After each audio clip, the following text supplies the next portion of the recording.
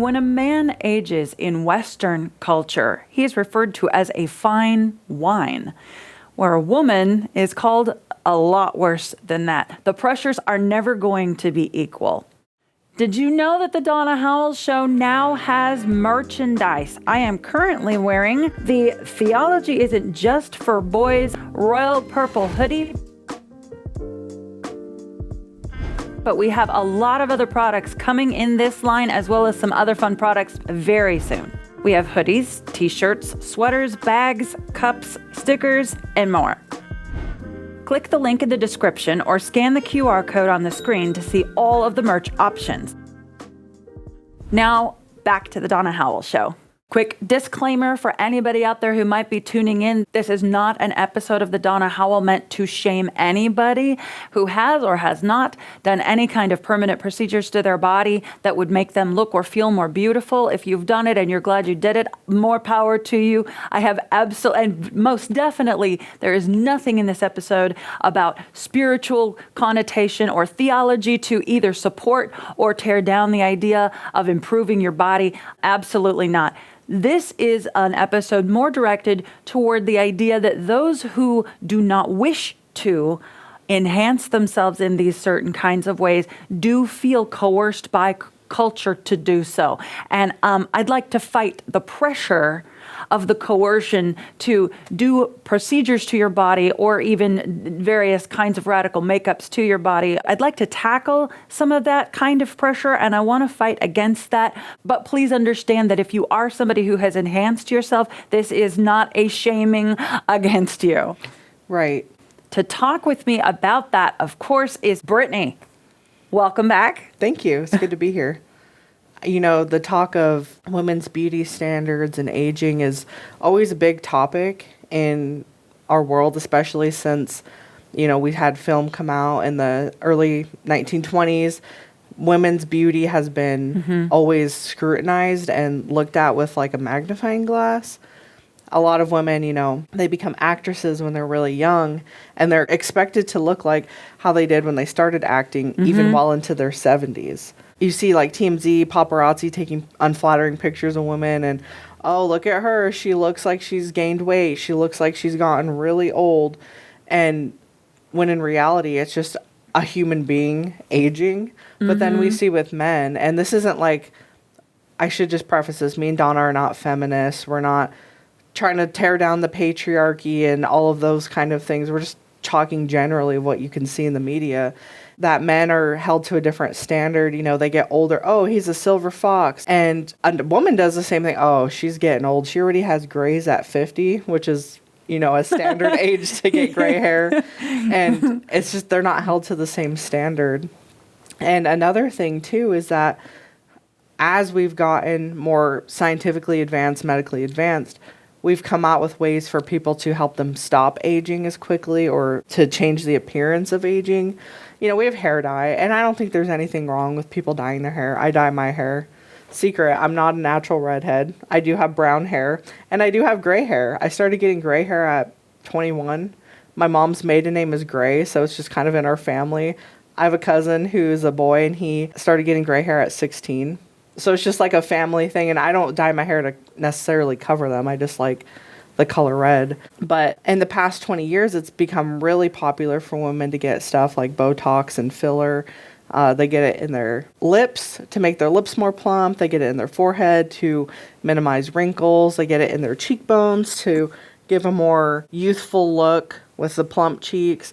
And then it was a trend a few years ago for women to get it's called their buccal fat, which is like right underneath your jawline, removed. And that actually did the opposite effect, where it started making women look more older, because as you get older, your cheeks kind of just naturally sink in.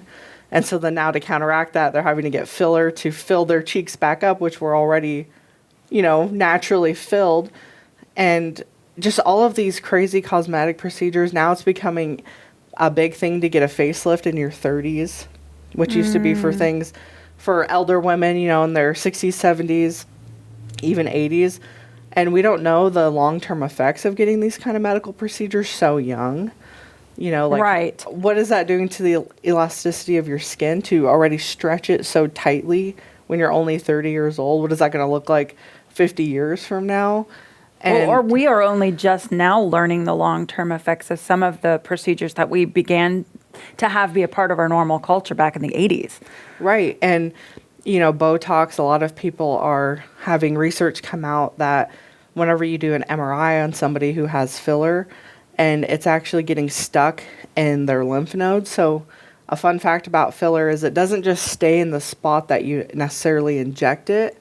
And a lot of people go every 5 to 6 weeks to keep getting more and more because it looks like it's, just naturally going away. But what it's actually doing is it's migrating. And so certain people get like a cat eye look, or their upper lip is really, really big, not their actual lip, but their Cupid's bow area, because they got the filler in their lip and it moved up here because your body naturally moves fluids in your body. And a lot of people are now finding that when they get MRIs, it's getting stuck in your lymph nodes, which your lymph nodes are where your body detoxes itself. And, that's where cancers can start to form, as if you have messed up lymph nodes. And so we don't know, is Botox and filler causing cancer? That's kind of the big question mark in the medical community right now. Well, and didn't you mention right before we started rolling the cameras today that Botox is so named in part because it is toxic? Yes. Botox? Yeah, it's actually a toxin that you're injecting. And there are... This is news to me. Right, and it almost makes sense when you hear the word Botox, like, duh, the tox is a toxin. And, there are medicinal uses for it, and I don't blame people who get Botox in their forehead, for instance, who have migraines. Because what it does is it freezes that muscle, and so if you suffer from chronic migraines or headaches, it can actually help with that. And you have to kind of pick your battles, pain medication or maybe just injecting Botox. And that's not necessarily for looks because it's not where your natural wrinkles are in your forehead. It's kind of more in your hairline. A lot of people do that to help with headaches. Botox actually has a toxin called botulinum toxin, which is actually a derivative of botulism. And what it does is it freezes like the muscles. Wow. Yeah. So you're injecting the same toxin that causes the poisoning of botulism into your muscles. And like I said, it does have real medical uses for people who have had extreme injuries, like in their neck and their back, where they can inject it into the muscle and it helps numb those nerve endings from causing that chronic pain. And I have no problem with people trying to do that, because if you're suffering from a lot of pain, I'm sure it could be really helpful. But these women, you get it in your lips, your cheeks, your forehead. You're going back every 5 to 6 weeks. So your body's just building and building up this huge supply of it. And, we don't know the long-term effects of that. I've actually seen where some plastic surgeon kind of doctors and dermatologists have actually stopped even providing that service because of the medical information coming out. They don't want to be a part of that anymore because they're realizing that it could be very dangerous. Right. And there has been a huge move of people in their 30s and 40s and even in their 20s actually getting the filler and Botox dissolved from their face. Mm-hmm. So thankfully there is a procedure where I believe they inject something else into the spots that you had filler or Botox that can get rid of it. Your body still has to flush it out. So, it's still running through your body, but it can get rid of it. And then if you just stop getting it from there, hopefully, your body can detox it out and you won't have any long lasting effects. And a lot of these medical procedures, I think the reason why we don't know their long-term effects is because traditionally they were for older women, like I said, 70s, 80s, where the long-term effects of having it wouldn't really affect them because they're going to pass away from old age. Now we're having people in their 20s, even some people in their teens getting Botox and filler to dissolve wrinkles that they don't have because they're underage. They're 16 years old. You don't have wrinkles. You just think you do. And it's natural to develop wrinkles on your face from making facial expressions. Another big thing of this conversation is apps like TikTok and the pressures of YouTube. All these social medias have been making people worry about the way that they look younger and younger. Mm-hmm, mm-hmm. So now we have 10-year-olds going into Sephora and Ulta buying insanely expensive skincare regimens and products and spending $50 on this thing, $70 on this thing to keep them young and make sure that they stay young when they're 10 years old. When I was 10 years old, my kind of face mask was, the little fun ones. That's like a tiger face, and it's more of like a funny thing that you're doing than actually trying to prevent looking old. You know, you go to a sleepover, you put the green face mask, and it's just like kind of a more fun thing, not like a serious, I need to have this 20-step makeup and 20-step skincare routine before I go to school and then when I come home from school. Yeah. Well, and when I was a kid, I remember that, again, child of the 80s here, I had a completely different kind of beauty standard pressed into me as a very, very young age. Now, nobody did YouTube back then. There was no such thing as TikTok or social media. Nobody had any reason for their own face to be displayed on anything on a daily basis. You'd have your picture taken for the yearbook at your school, the church directory if you went to a church. Remember the church directories? I miss those when, they actually had your name, your address, and your phone number of everybody that was in the same church family all together, and they took this really beautiful picture of you. It really made you feel like you were part of a family. A lot of those things have just completely disappeared. Those were the only societal pressures of looking good. And listen, this is really personal for me. Brittany, you know this. You guys out there listening to me may not know this. I will share some pictures of kind of what I'm talking about here. But I have very, very sensitive skin. Right. So sensitive that actually, as we are filming today, there is a spot right here, if you're watching, on the bridge of my nose that is an allergic reaction to, actually, of all things, a CPAP mask. Oh, wow. So, disclaimer here, Donna has obstructive positional sleep apnea that happens only on my back. My sides, I could sleep on my stomach, any position is fine, but just on my back. Unfortunately, I have to sleep only on my back because I have a 36 millimeter leg length discrepancy. So what that means is I was born, by the time I reached adulthood, my left leg was 36 millimeters shorter than my right. So my whole skeleton went off kilter and everything went kadunk. And now I kind of lean funny and my whole skeleton's off. And because of that, sleeping on my side, either side, didn't matter which one I picked, was causing all kinds of problems. And after years of chiropractic care and all of this stuff, we basically got to the point where it was like, okay, Donna sleeps on her back. That is the only way she could sleep. Unfortunately, I developed sleep apnea, positional sleep apnea on my back only. So this is a new sleep mask, and I'm allergic to it. Yeah. Also, allergic to makeup. Yeah. Almost every makeup I've ever put on my face, I'm allergic to. So people that are at home wondering what I'm doing now, actually today, for the very first time, I'm happy to share. One of my family members, Carol, who is joined our family, in the last decade, she is the sweetest person, the sweetest spirit. And she learned that I was having one horrible problem after another with makeup that I had to wear for TV. So she actually handmade with clay from the earth what I'm wearing today. And then the setting powder is arrowroot, just standard arrowroot. It's not, she didn't do anything funky to it. It's just arrowroot powder. So there are ways, if you're like me and you're struggling and you're like allergic to everything in the world, there are ways around that, and I'm very blessed to be wearing handmade, 100% organic makeup made from clay and arrowroot powder that Carol did for me today, and we're trying that out. But every time I had to go on television for a decade, now you'll see it. If you go back to the very earliest years of Donna doing anything TV related, approximately 2012, 2014, somewhere right around in there, I did a couple of TV spots for Redeemed Unredeemable. Yeah. And I had the full makeup. Now, I never wore makeup ever outside of that. And I went home, and for like 3 days, my skin was red, blistered, horrible. And so I was like, okay, well, I'm the girl that doesn't wear makeup. And I went without makeup, even on TV, live, everywhere that I did. I did Jim Baker's show without any makeup, went without makeup for a long time. And that worked for a while I was still really young. Like you say, you reach that moment where you're like, okay, the wrinkles are setting in, the circles under my eyes are a little bit darker. Generally, the body fat that you carry, I don't care how thin you are, you could be a skeleton, you're still going to have patches of body fat here and there.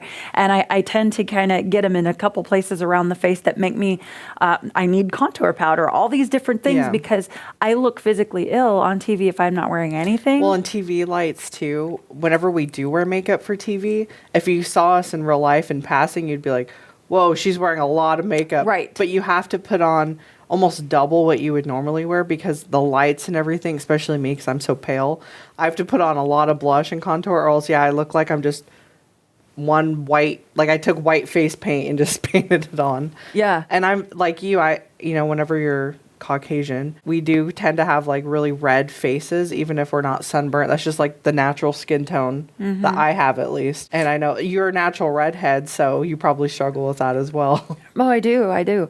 And the blues. Yeah. Also, like blue veins. Like, you don't even think about how a redhead has blue veins in their face until you see it in the TV lighting. Yeah. And you're like, is she dying? Like, what is the, you know what I mean?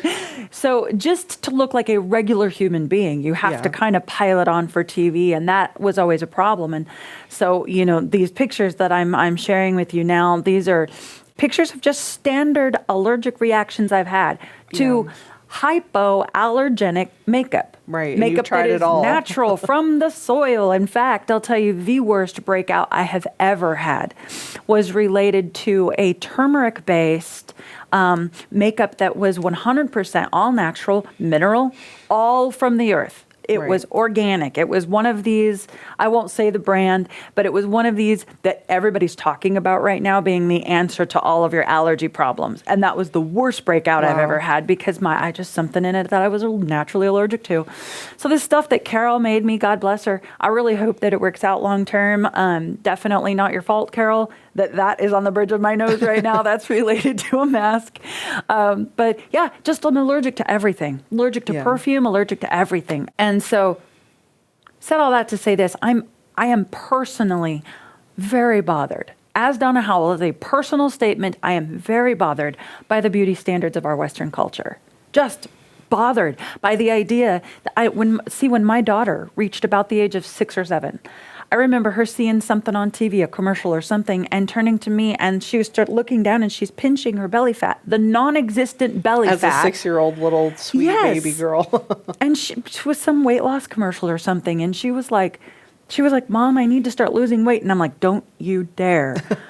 We had to have some mental detox for 2 or 3 days. We had to revisit that subject because there's no way I'm going to have a 6 or 7-year-old in my house talking about fat. Right. And she, there are we are in our society struggling with childhood obesity, but I can say your daughter was not, like a 6-year-old who was 200 pounds like we see. Not even who close. Would need to lose weight for literal health. Yeah. She didn't need to lose weight for her health. No, she didn't. Not even close. My whole family, my entire line of family, we all have body shapes that are all genetic as anybody would. You have your families where they carry a certain curve over here where the other people don't. And then this family over here, they tend to have bigger hair, and that family over there. My family, right around the belly, tends to, and that's just natural from birth. Some of our family, some members of my family who you even know are perfect. They are perfect, head to toe, Barbie and Ken type people, and still right around the midsection. And so my daughter pinching something around the midsection is not because there was anything there to pinch. It's because she saw that she didn't look like the Barbie doll on TV. Right. Listen, when was that ever a problem? Guys, I'm getting tired of assuming that there's one kind of a body figure and that there's one look and that it's getting younger and younger. The pressures of perfection is getting younger and younger. I gotta say, props to the people like Jamie Lee Curtis or Diane Keaton who say, not on my face, I'm going natural. Right. And are they or are they not just totally gorgeous for what? They've allowed their hair to be a natural silver. Right. They've allowed their face to have actual wrinkles that God allowed to be just a part of the human design, and they're not going out there and doing all of the different procedures. And again, like I said in the beginning, if you're somebody that does these natural procedures, this is not a dig against you, but I want to reserve the right to say that not everybody should have to live with the pressure of feeling like in order to keep up with our society, in order to keep up with the physical demands on all of something as superficial as outward appearance. Gosh, when is inner beauty ever going to matter again? Right. What is our society even saying when a 10-year-old has to get Botox in order to compete with the cultural demands of physical perfection? We're out of our minds, you guys.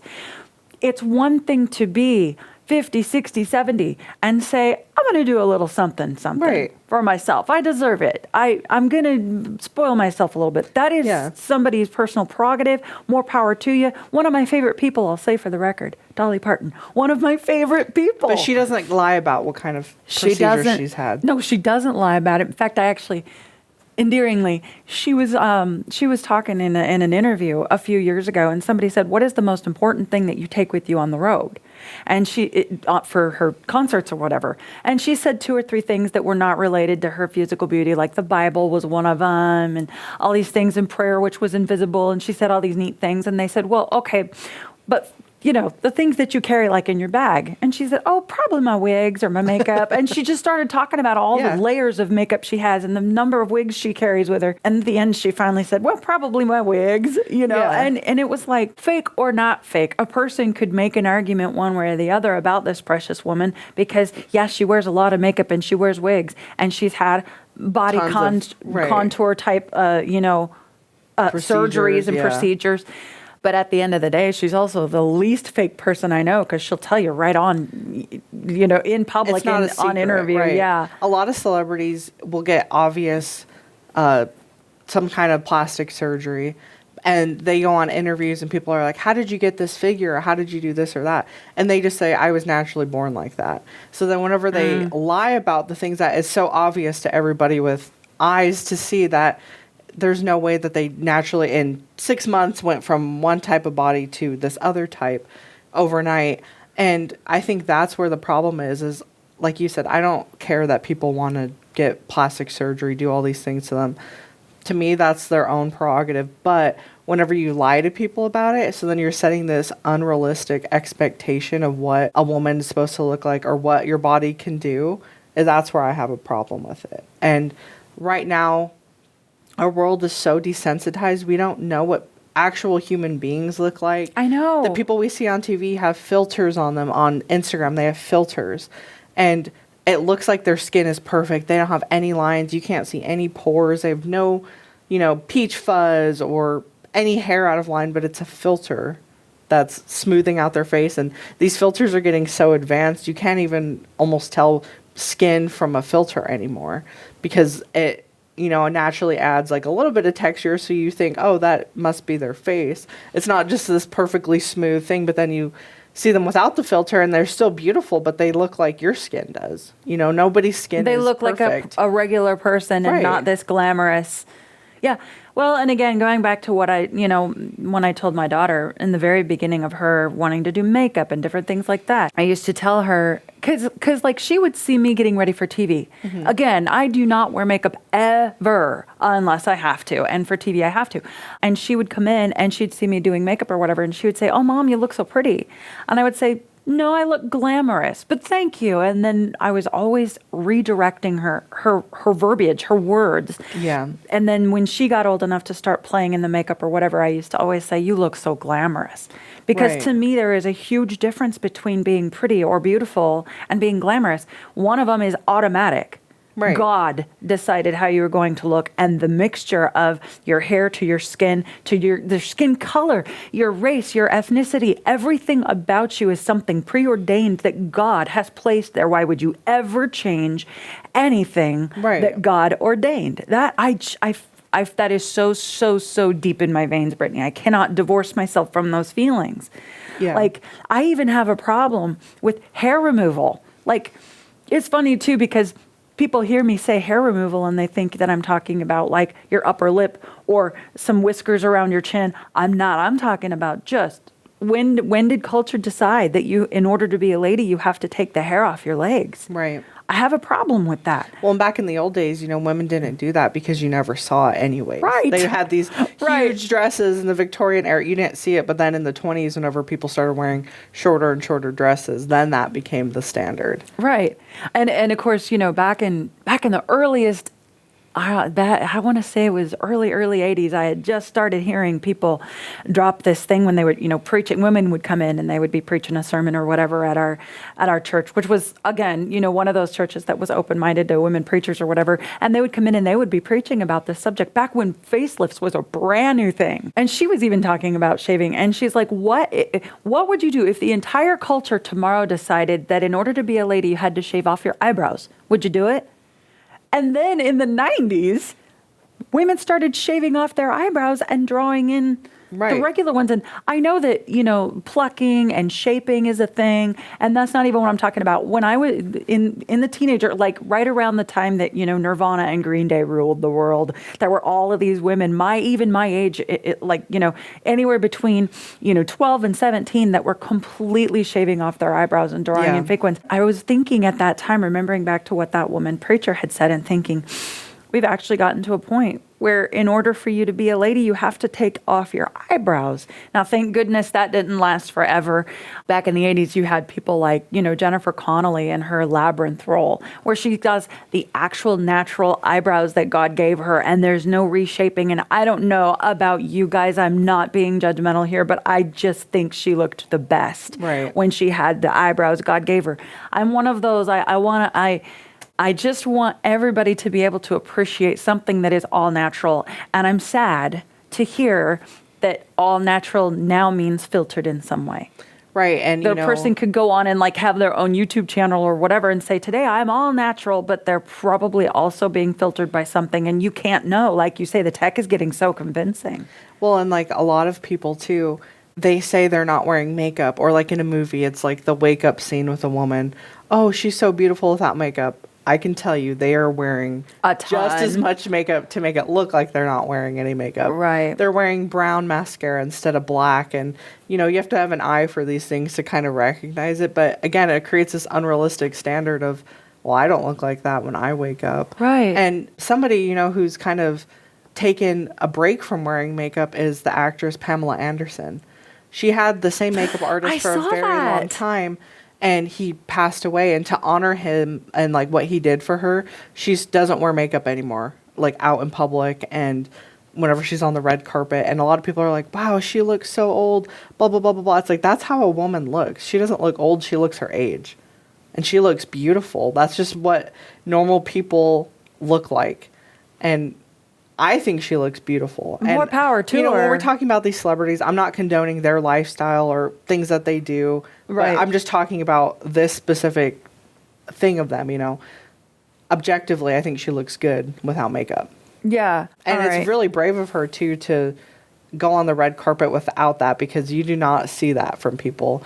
And she stands out now, and I wonder if she's going to start a trend of people kind of falling in her footsteps. I don't have to wear makeup if I don't want to. I can choose to be different, which is an interesting thing in our culture right now. I'm not even joking when I say I pray it happens. I would love for myself to be relieved and not have to feel the pressure of wearing even just the foundation that keeps me from looking ill on TV. If women allow their natural look to dominate the screens tomorrow. I'm not talking Hollywood movies, but dominate the YouTube, the TikTok, and Instagram, red carpets, Instagram. They're just going to a Starbucks coffee shop on a weekend and letting the paparazzis knock themselves out. Right. Whatever. That kind of a thing. Oh my goodness. I'm in it 110%. I want to rage. Let's do this thing. And of course, the images that I shared with you guys earlier of me having a breakout reaction, that is absolutely untouched. There's no filter on those pictures. That's 100% how I look when I'm having a massive breakout. I don't have any actual good pictures of me. I don't take pictures, actually, ever. So I don't have any really good pictures of me that I'm not having a breakout, because I only take pictures of myself to show, when I'm having a breakout, so I can go back to the doctor or whoever and say, what now? We tried this new thing that you said. Well, and if you've ever come to a Skywatch filming, you'll notice that Donna leaves very quickly after sometimes. But that's the reason why. She's not trying to be a recluse and not talk to people. It's because she needs to literally go wash the makeup off of her face. Yeah. Even the most gentle stuff. Now, today is the first day with Carol makeup. We'll see. I did it 2 or 3 times over the weekend. This stuff that she made me, it's so cool. The fact that it's made out of just like clay. She texted me over the weekend and said, yeah, when you're ready to take it off, just splash a little tiny bit of water on it and just smash it in because it's a face mask when you're done. Oh, wow. And I was like, okay, we'll do that. And then over the weekend, I ended up just getting to have like 4 or 5 face treatments because So you're helping your skin instead of damaging it by having a reaction. Well, so far, no reaction, but I will tell you that in one place, literally, and I'm just being totally transparent with you guys, I have gray and white, but only right there, just at the very, very, very, very corner edges. And that's the only spot that is burning like hellfire today because I had to put on just a tiny little bit of coverage because I really do have like bright white hair right there in 2 spots. So that's what's burning today. And thanks to Carol, that is all that's burning today. But I lived with the discomfort. I mean, I do. Well, especially when you get under these camera lights. I think that we've essentially made the point that we set out to make, which is, you know, I don't think that there's anything wrong or sinful with makeup. Oh my goodness, I don't. I really don't. All the ladies in my family wear it. I like to wear it for fun, you know, and a lot of our family members, it's like a communal thing. Like, hey, Kate, can you do our makeup? It's like a way of like kind of spending time with our family. Yeah. So, we're not against people wearing makeup. I like to wear makeup for fun. And so we just want to put that out there too. I just felt like we needed to at least one time not only share with the world, hey, this is Donna's reality, like she hates it, sure, her skin hates it. So that's why I always look as natural as I do. I probably will never be glamorous because I just, whatever. But I wanted to share the pressure of this all. I mean, if beauty is pain, why not just not beauty? How about just natural, what God gave us, beauty? I mean, can we start a movement? Come on, ladies, I'm serious. Ladies and gents, there's pressure for the men, too, now to look also a certain way. Also get fillers and Botox. Yeah, that's happening. Can we start a movement? Will you join me? Let's start a movement. Everybody, see if you can do, here's a challenge for you. See if you can go one day, no makeup, nothing, just your own all-natural look. In fact, why don't you shoot us a picture? I would love to see that, the before and afters. And if you do shoot us a picture, let us know if this is a private picture or if you're okay with us shooting it out on social media because we might just share it. Join us. Let's do this. Let's see how many people we can provoke. Yeah, follow the Donna Howell Show on Facebook and Instagram, and you might see yourself on there if you share a picture with us. Yeah, awesome. Thank you so much for joining us for this discussion on the pressures of perfection. This is such an important topic to me. I hope that we've been able to help you in some way, relieve you of the pressure of trying to keep up with AI perfection. I mean, hello. Come on, let's be natural. It's not even real. God bless you. Have an awesome week, and we will see you next time.